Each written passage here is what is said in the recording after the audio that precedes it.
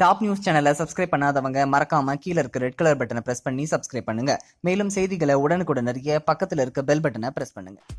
12வது ஐபிஎல் தொடரின் 7வது லீக் போட்டி நேற்று மும்பை மற்றும் பெங்களூர் அணிகள் இடையே பெங்களூரு சின்னசாமி ஸ்டேடியத்தில் நடைபெற்றது.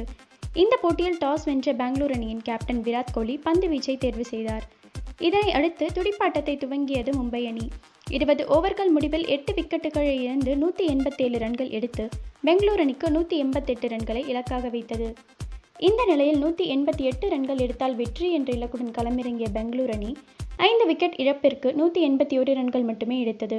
இந்த நிலையில் மும்பை அணி 6 ரன்கள் வித்தியாசத்தில் பெங்களூர் அணியை வீழ்த்தியது. நேற்று நடந்த ஆட்டத்தில் பெங்களூர் அணிக்கு சோகமான சம்பவம் நடைபெற்றுள்ளது. ஆட்டத்தின் இறுதி ஓவரினை மும்பை அணியின் மலிங்கா வீசுவதற்காக வந்தார்.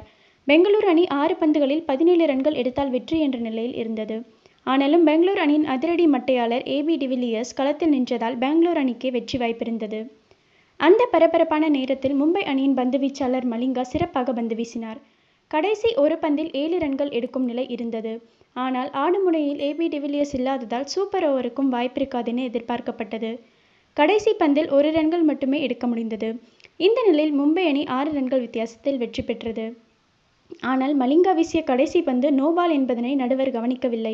நடுவர்கள் இறுதி பந்தினை கவனித்திருந்தால் பெங்களூர் அணி வெற்றி பெற அதிக வாய்ப்புகள் இருந்திருக்கும். நடுவரின் மெத்தன போக்கினால் விறுவிறுப்பாக நடந்த ஆட்டம் சோகத்தில் முடிந்தது.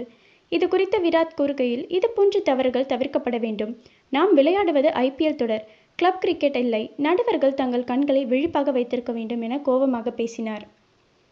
இதனை குறிப்பிட்டு சமூக வலைதளங்களில் பெங்களூர் ரசிகர்கள் கொந்தளித்து வருகின்றனர். கிரிக்கெட் விளையாட்டு இவ்வளவு நவீனமயமாகியுள்ளது. அத்தனை கேமராக்கள் பயன்படுத்தப்படுகின்றன. ஆனாலும் இப்படி ஒரு தவறா? இது மும்பையின் வெற்றியே இல்லை என அவர்கள் ஆதங்கத்தை வெளிப்படுத்தியுள்ளனர்.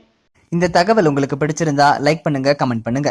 மறக்காம கீழ இருக்க ரெட் கலர் சப்ஸ்கிரைப் பட்டனை பிரஸ் பண்ணி டாப் நியூஸ் சேனலுக்கு சப்ஸ்கிரைப் பண்ணுங்க. நன்றி, வணக்கம்.